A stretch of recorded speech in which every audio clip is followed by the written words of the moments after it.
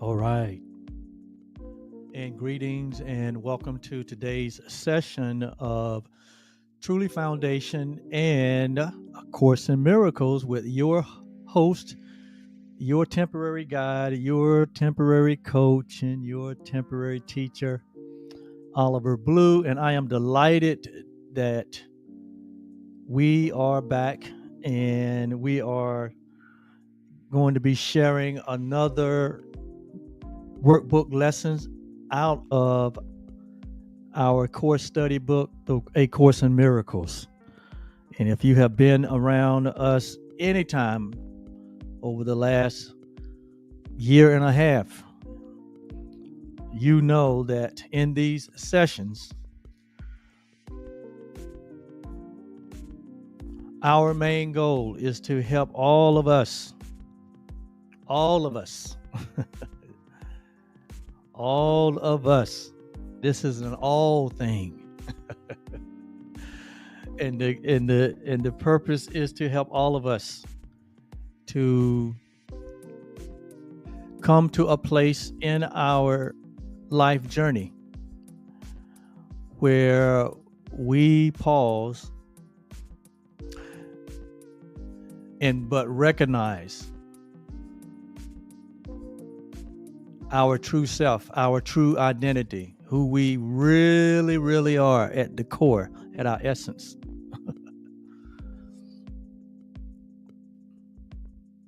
So this journey that we've been on mainly has been about our identity.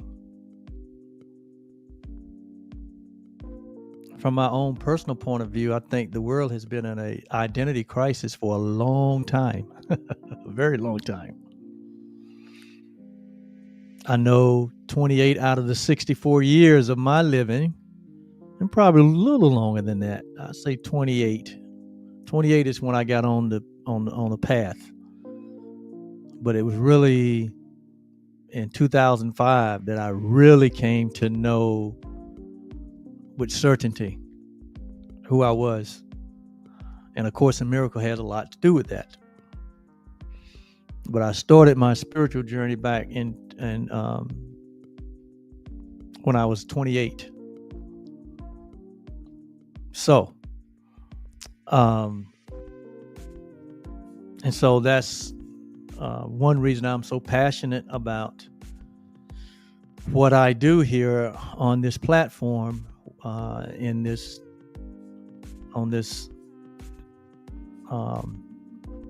I use this nonprofit organization.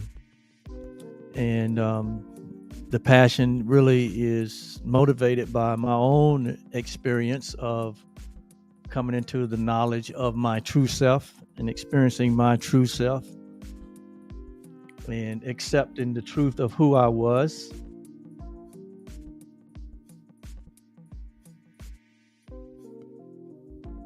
And so, with that said, tonight we're going to be continuing our study in the section of the workbook lessons called What is a Miracle? And this is going to be maybe our 8th lesson, where we are just continuing to unpack what the Course in Miracle calls a true miracle. And it has everything to do with the way we see things, with the way we perceive, more so than it has to do with changing something in form or bringing about some supernatural experience. That's an idea that we've been indoctrinated with, that's what constitutes a miracle. But from a Course's perspective, a miracle merely is a correction in our perception. It's a correction in the way that we see things. It's a correction in the way that we look at things. So the implication here is that our perception is distorted, or our perception is in error, or the way we perceive is erroneous. And we say that error in perception comes from an idea that we all collectively bought into, called separation. Separation is at the root of all error and at the root of all mistakes, the belief in separation. And so the Course says that is the only thing that really needs to be healed in our life, is our belief in separation. We need to let that go. And the reason we need to let it go is because it's not true. It's not real. It's not even possible for us to be separate from our Creator and from one another. And accept the atonement, meaning atonement simply means that there is nothing but the one thing, or the one being, or the one self, or the one love, the one reality, and that we all share that same one reality. And so, in other words, separation says, the idea of separation says nothing is joined. The idea of oneness says there's only one. As the Course says, will oneness join as one? And so, just the ideas themselves create a whole effect, or called a thought system. We think a certain way, or we perceive in a certain way when we believe in separation. On the contrary, we think a certain way and we perceive in a certain way when we're coming from a place of oneness, that there is but the one. And so the miracle is when that perception based on separation or duality is what's running our life, is what's determining how we think and how we feel and our actions and our outcomes and our results, which in many cases we don't like. When that is at the root, or that is the root cause of our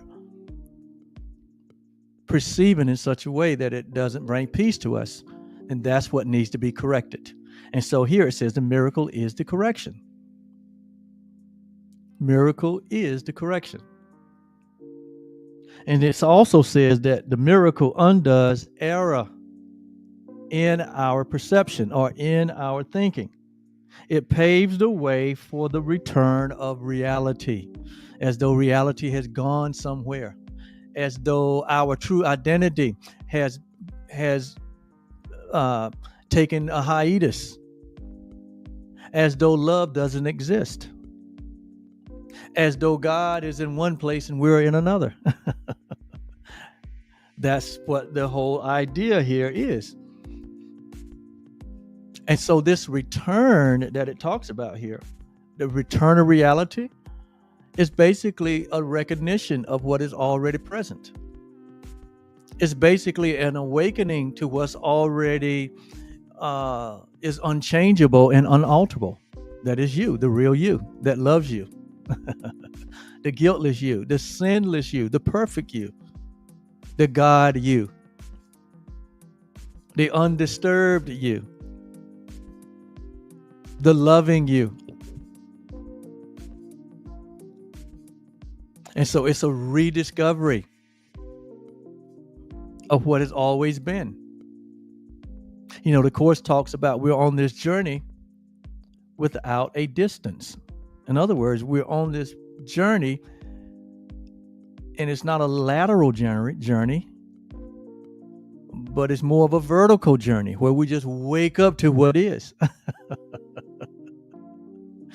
We just wake up to what is, that was always there, that has always been there, that will always be there, that is unalterable and unchangeable, that is infinite, and that is our true self, our true identity. And so that is the miracle. And it goes on to finally say that the miracle inverts perception. It turns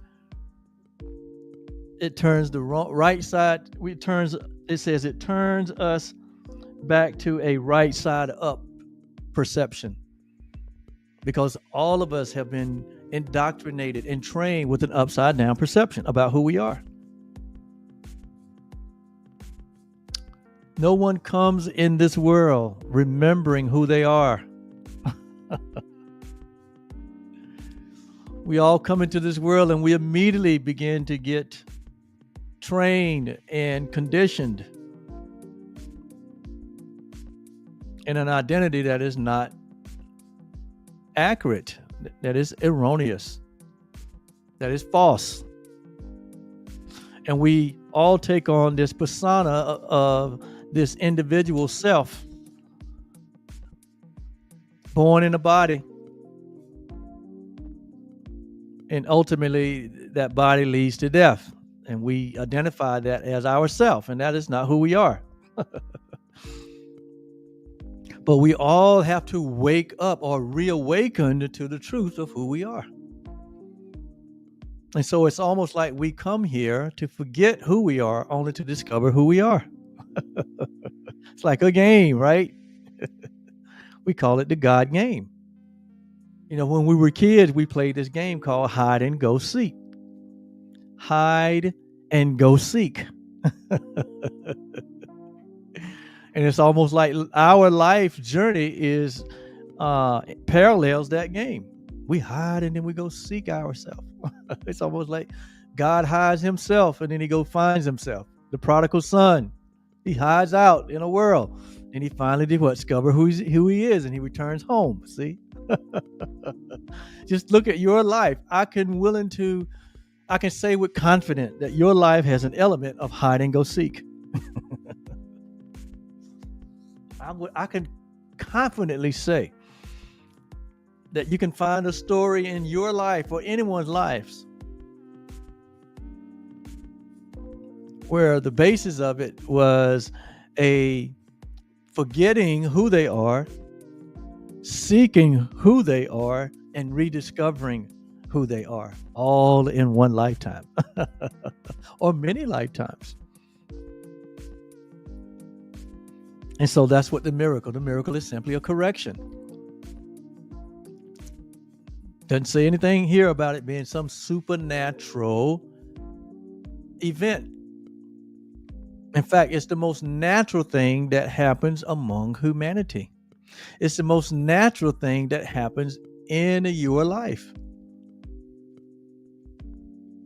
Some point in your life, you come to the conclusion that there must be a better way than you have been going.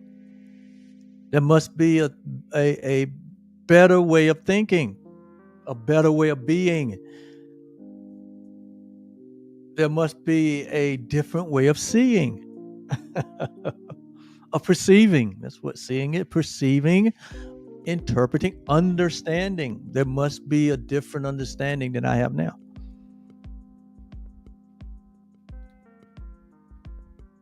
The author of the book of Proverbs says, in all you're getting, in all your life experience, it says, get understanding. Why? Because it's the principal thing. To understand, to stand under, that's what perception is.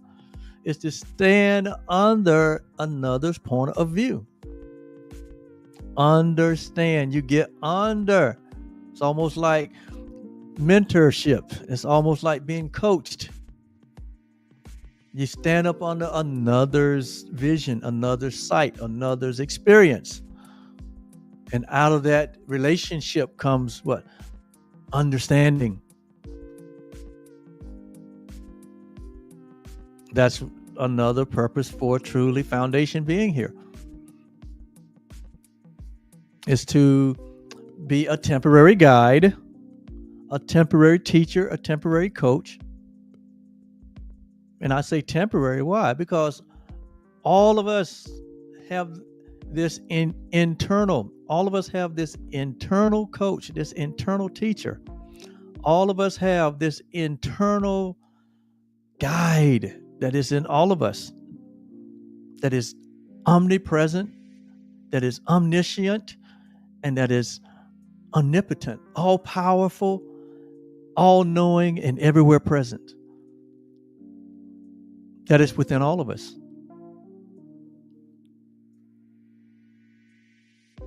And for those that have activated that in themselves becomes responsible for being the light, allowing that light or the love of light to shine through them so that others can what? Can gently wake up to their what? To their internal teacher.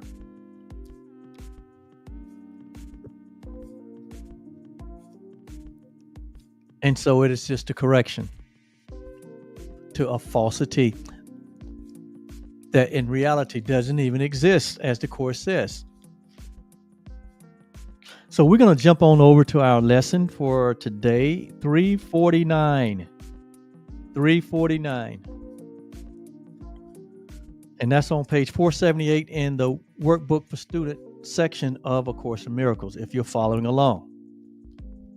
All right. So today's thought or today's idea goes like this. It says, today I let Christ's vision. Today I let Christ's vision look upon all things for me. When we talk about Christ's vision is just metaphoric for the one vision that we all share with God. That word Christ is only a word that represents or is symbolic of our oneness with each other, including God, including all living things. I know we like to reference this word to identify one person's incarnation, but I think in so doing, we miss the bigger picture. We misunderstand, like we said, we misunderstand the essence of what is really present, of really what's going on, what is really the meaning, the grander, greater meaning of this thing called life. And so here, when we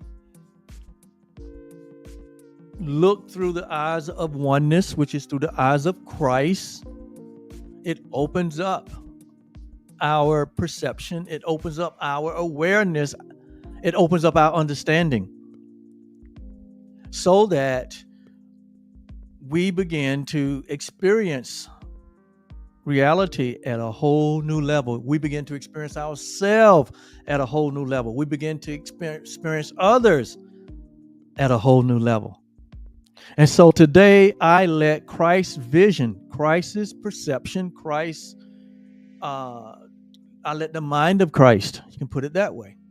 I let the mind of God, you can put it in those terms. I will allow love. I let reality look upon all things for me, for this separated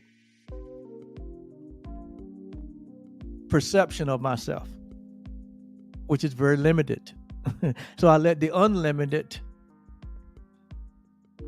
look upon all things for my limited self and judge them not. And so through Christ's vision, or through the vision of God, God judges nothing. In reality, love doesn't judge anything. God doesn't judge anything. As controversial as that may sound to our present disposition, there is no judgment. The judgment has been rendered. God rendered judgment in creation when he judged himself as the only one self that exists. And so the only thing that could be created or extended was God's very own self and the very nature of God. And that's it. Only reality. So it's in that judgment. That judgment was rendered and judgment ended. And in reality, from that point, there's been no judgment. But we created a whole world. When I say we, humanity, we created this whole world based on judgment, based on separation. And we've been judging ourselves and judging the world from the beginning of time. And we can see the effects of our judgments, which are in error, which are not correct, which has brought about all of the pain and sorrow in the world. And we blamed it on God. We blame it on love. So God must be an angry God. God must be a vengeful God. God must be a jealous God. You know how we've made and recreated God in our own image. We have brought God down to a ego person with feelings and emotions.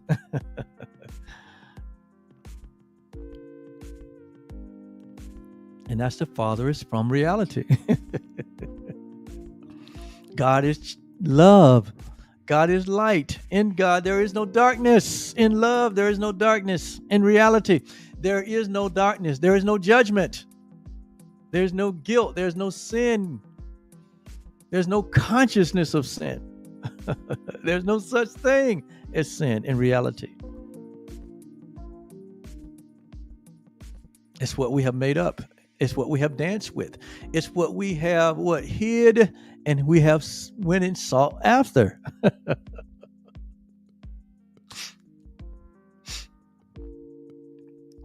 So, but today we're going to let Christ's vision. We're going to look through this thing. We're going to look at this thing differently. We're going to look through the mind of Christ or the mind of God at all things.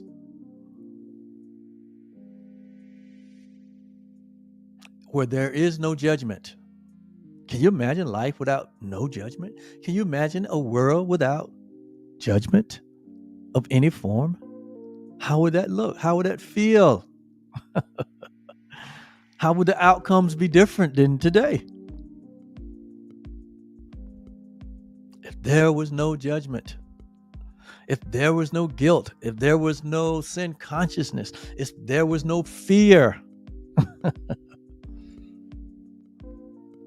You know, scripture says that fear has torment. It torments one. And to think that there is a future judgment that will determine your eternal rest, that's tormenting. That is not love. That is not God's love. That's the kind of love that we create. Out of fear, sin consciousness, and guilt. But here, today, we make a choice to let Christ's vision look upon all things for us and judge them not. But on the contrary, gives everything that it looks upon a miracle of love instead. And what's the miracle of love? What is the miracle of love?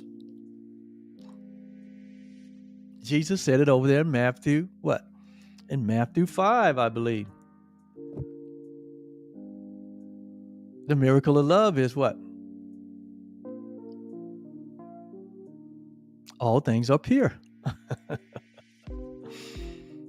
All things are pure.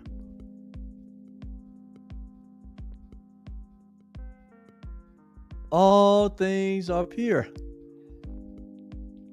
And then he went on to say that the pure in heart, the pure in heart shall see God what? In everything. Saying the same thing. Why? Because the perception is correct. When you look through the mind of love or the mind of God or the mind of Christ, however you want to put it, or the mind of reality, where there's only love, all things are pure. All things are light. Why? Because all things are God.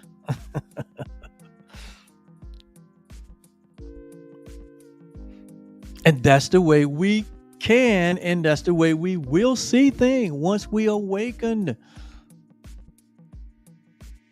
Once we recognize the truth that is true always.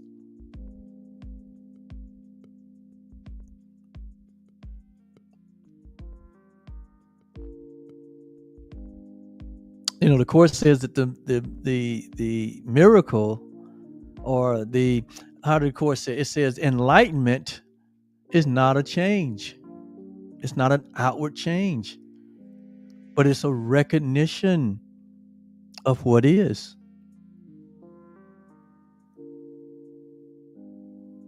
It's a recognition of what is. It's not an outward change. But when we focus 99% of our energy in the outer world, when we have given ourselves over to the programming of this world to live from the outside in instead of from the inside out, we don't recognize the cause, because we are all entangled in the effects of this world, the effects of life, the world of form, the world of objects. And we're looking in form and looking at the objective world, trying to find ourselves, trying to find our peace, trying to find our balance. And it's not there because God did not place it there. He placed it in you. That's where He placed it. And He placed it in you as His very own self, as not something that is separate from God, but it's one with God. So the seeking and the hiding and the seeking that we play with in our life,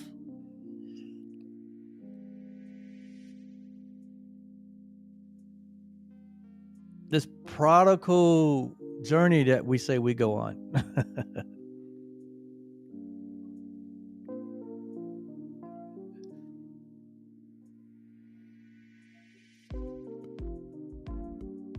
Is so unnecessary.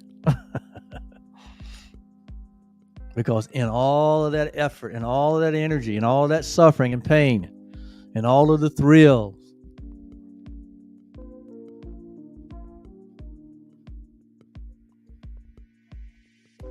we haven't affected anything. Like Jesus said, we have not added one thing to our statue. Why? Because we remain as God created us.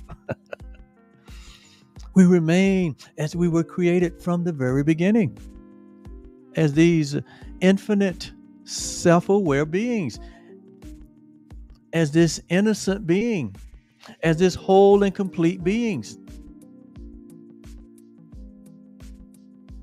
at the very creation of God. We cannot alter any of our essence in this journey called life. We can't undo what God did.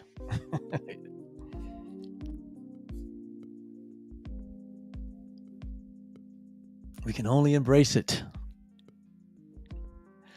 And then we can express it.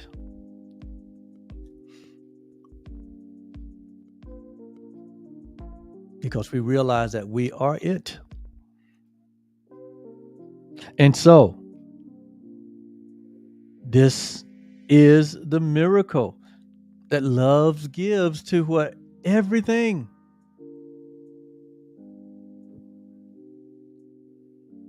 No judgment.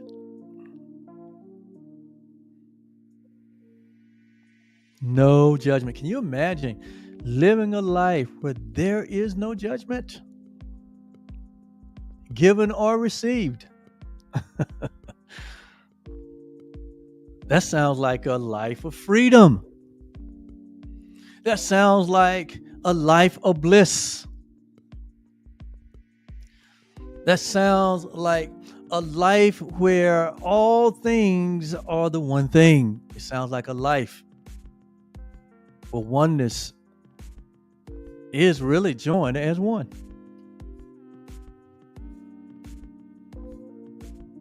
And so let's see what the lesson says. Now that we have allowed ourselves to let Christ's vision look upon all things for us today and judge them not, but give them the gift of the miracle of love instead. Love instead of judgment. I love that formula. Love instead of judgment. Because in love, there is no judgment. In God, there is no judgment. God don't have to judge anything. God knows that all things are pure. And he knows that when the mind is renewed, when the mind is transformed to its original state, it will see the same way. It would perceive in the same way. It will know in the same way, and there'll be no judgment. So the true goal in life is the renewing of the mind. The one thing that we all have to engage in, it's unavoidable. It's God's plan for salvation. For the mind to be transformed to its original state. And so that is the work of God. That is our work while we're here. To not be conformed or conned, to not be conned by the ego thought system of this world, to not be conformed to it, to not be molded to the way of thinking and the way of being of this world that has its basis in separation, sin consciousness, guilt, and fear. But to be transformed by the renewing of the mind. That is our work.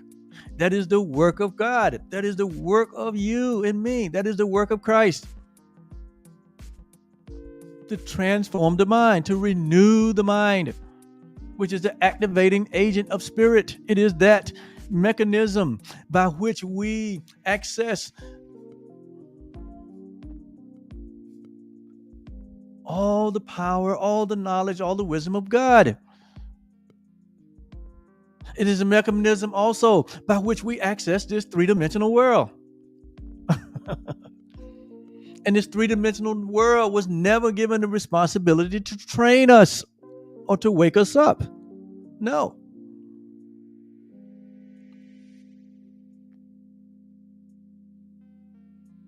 That can only be accessed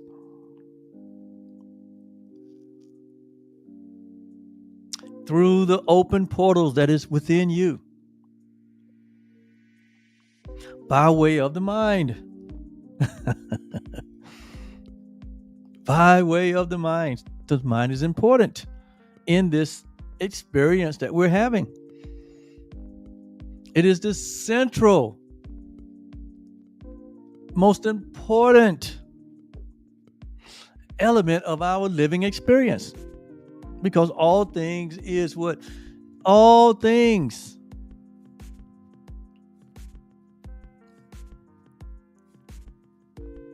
happens in the mind.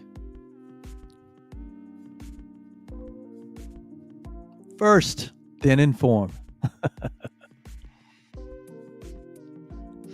And so, it says, so this being the case, that we have yielded our will to the one will of God, to allow us to not be a part of any judgment. Instead, we choose love. So, would I liberate all things that I see because of the miracle of love? Will I now liberate? Will I now let free all things that I see? It says, and give them the freedom that I seek. So kind of like a rhetorical question. For thus do I obey the law of love. and give what would find and make my own. So that's the law of love. Give and it shall be given. Give what you want to be given, because that's the law of love. Every seed produces after its own kind. So if you give judgment, you're going to receive judgment. If you give love, all you're going to get is love. And that's where the freedom is. You have the freedom. You have the free will. Now that you know that your nature is love. Now that you know that you're in your true nature, there is no judgment. There is no condemnation. There is no separation. There is no sin or sin consciousness or guilt or fear. That all things are pure. And so you give this purity so that you receive the purity that you give. That is the law of love.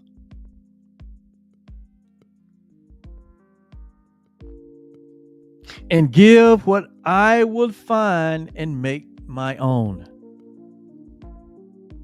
It will be given me. Give and it shall be given. Give and it shall be given. What shall be given? What you give.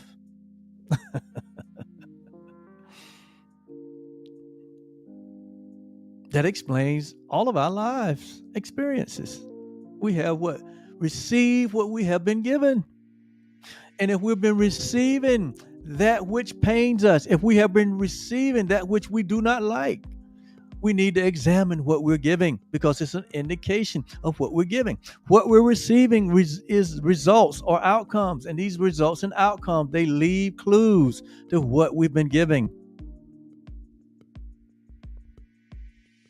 So if our life is full of what we don't want, that means that we've been giving what we don't want. If our life has been filled with the loveliness of the things that we want and the things that we cherish, that means we've been given those things.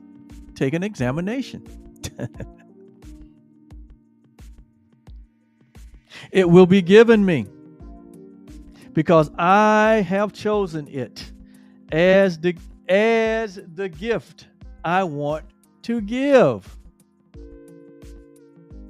And so our Creator and the system that we operate in,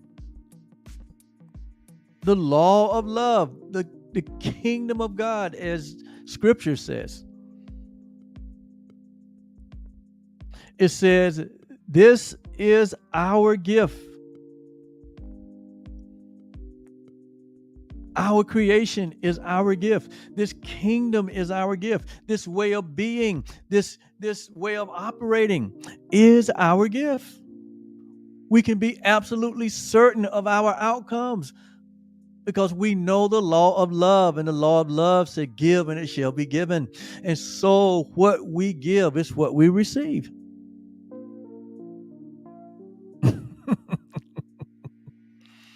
What we give is what we have received. But God has given us this gift. It's called love. God has given us this gift.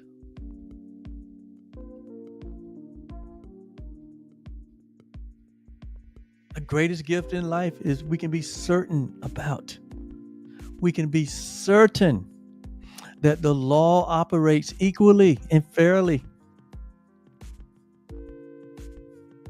We can be certain about it.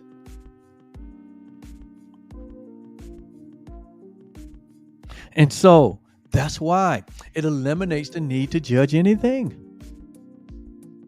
Because everything is being what? Everything that is given is being received. And everything that's been received has been given. That is the law of God, the law of love. So no one really gets out,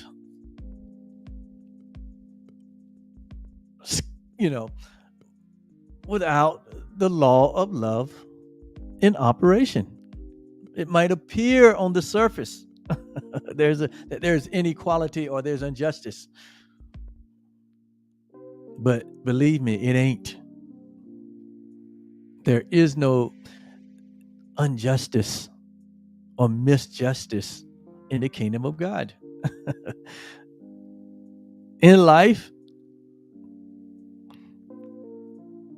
things may not settle up every day, but they settle up. Believe me. I'm convinced of it after 64 years.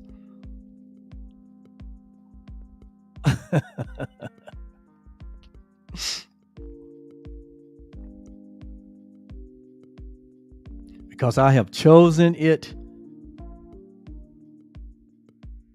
as the gift I want to give. Father, your gifts are ours.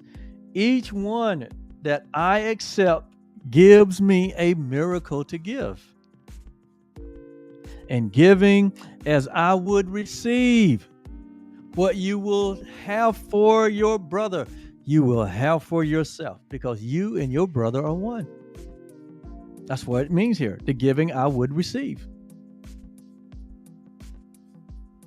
Giving is what you're going to receive. What you give is what you have received. You might say, I don't see it that way. And so when you don't see it that way, you're in judgment. So when you're in judgment, you're getting judged according to your judgment and not according to the law of love. But you're being judged based on your judgment, which has in it the element of what? Separation, sin consciousness, guilt, and fear. So the law of love still is at work.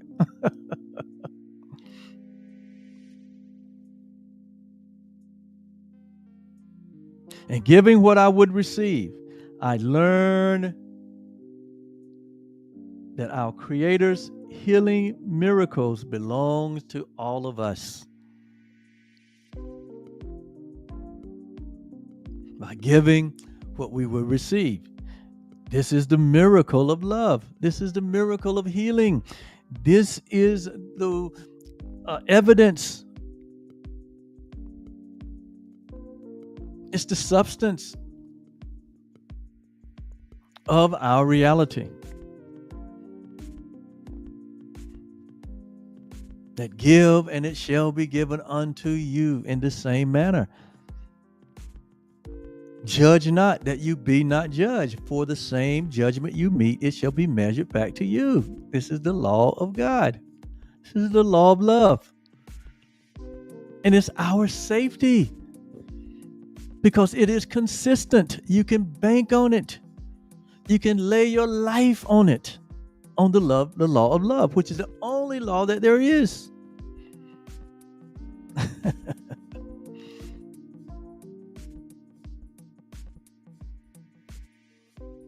And so our Father knows what we need.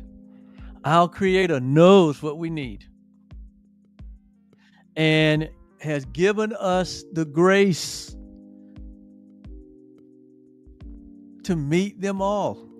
Notice now, He's given us the grace to meet all that we perceive that we need. Our last lesson talked about God's grace is sufficient.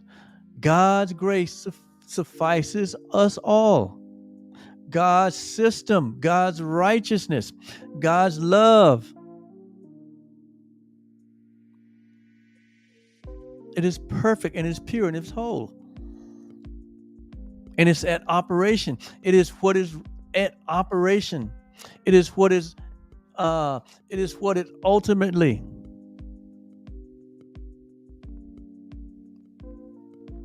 determining everything.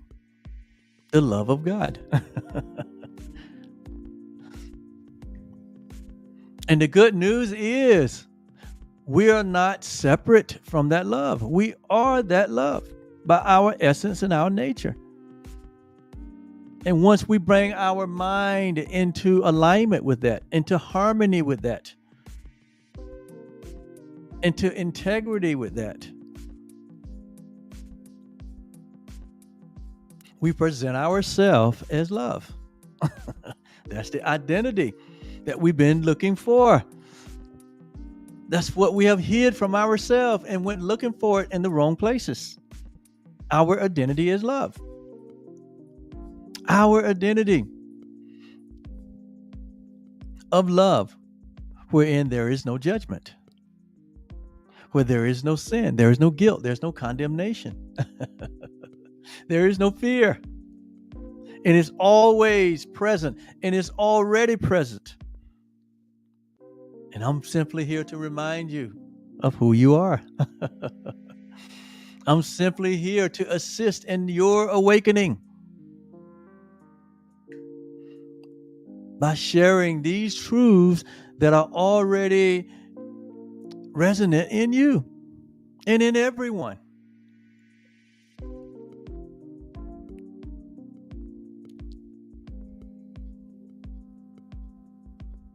So all our needs have been met. They were met in creation. That's what grace is. That we was given all things in creation richly to enjoy, as Scripture says. When we wake up, we start resisting and repelling those things. But we get in harmony with those things. And so we trust our Creator to send us miracles to bless the world.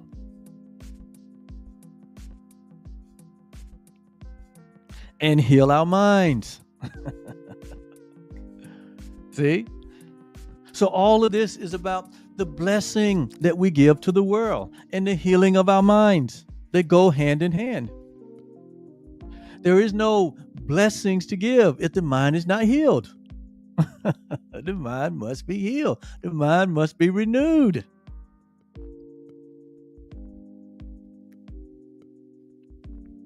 As we return on this journey without a distance. As we return on this journey that is without a distance. In other words, we remain in the heart of God, where we always have been and where we always will be. Getting home is not something in the future. But getting home is waking up to the reality that you're already there. When you wake up from a sleeping dream that had you around the world and in all kind of different places, when you wake up from that dream, you realize that you are in the same place that you were when you fell asleep.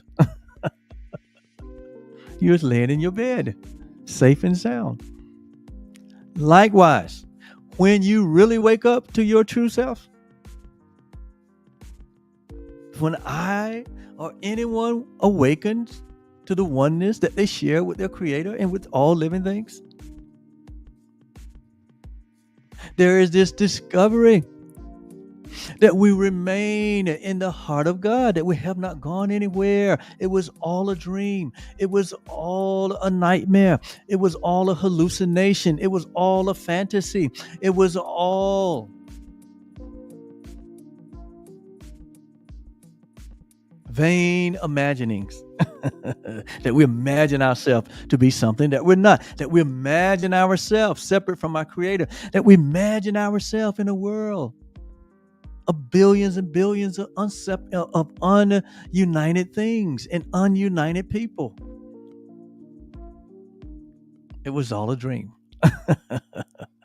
And when we awake to reality, we awake to our true identity, when we awake to the reality of our oneness with God, that there is no separation, that there is no sin, that there is no guilt, that there is no judgment.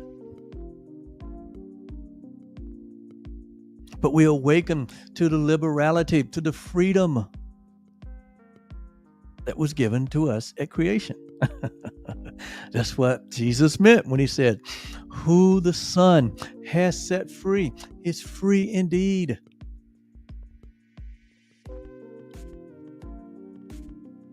So it's about your freedom. It's about your liberality.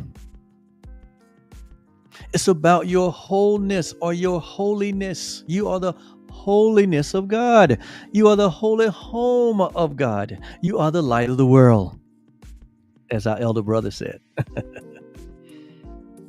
That you have been glorified with the same glory that the Father is.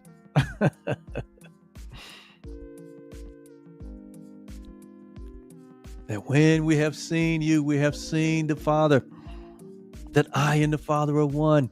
All that is the gift that was given. And it's the gift that when we receive that which is already given, that's when we will in turn begin to give the very gifts that was given to us by God. And when we give the gifts that God has given unto us, there's only one expectation of what we're going to receive. The very thing that we gave, which is love. So it's not a vicious cycle. It becomes a what? A lovely cycle of continuous giving and receiving of love. Imagine that. Imagine a world where there's only giving and receiving of love versus this world of foolishness that we we observe every day.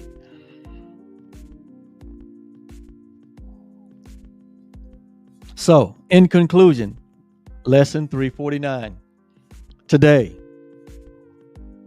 we let the vision of God, we let the sight, we let the perception, we hold on to the insight of God. And we look on all things with no judgment. But we give all things a miracle of love, because that's all we have to give, because we realize that we are love. And we no longer operate from this false identity. We no longer operate from this place of fear, a place of lack, or place of limitation.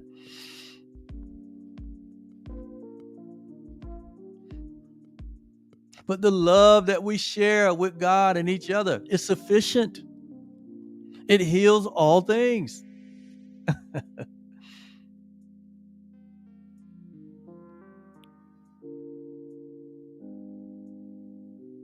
And we give this instead.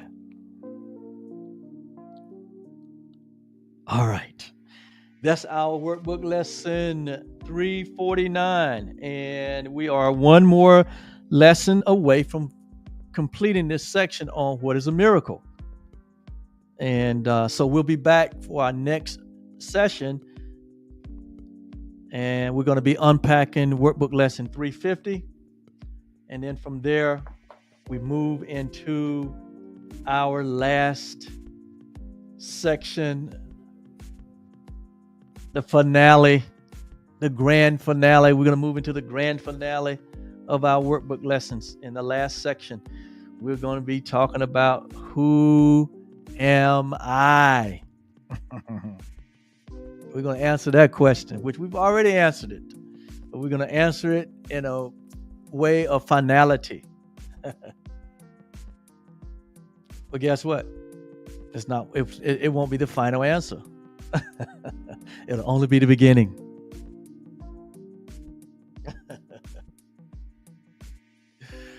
All right. So until next time, go forth into the world in peace. Be of good courage. Hold fast to that which is good. Render to no man evil for evil. Strengthen the faint in heart and support the weak. Help the afflicted and honor all men. Love and serve love. Always rejoicing in the power of your holiness. And so we'll see you next time. Bye-bye.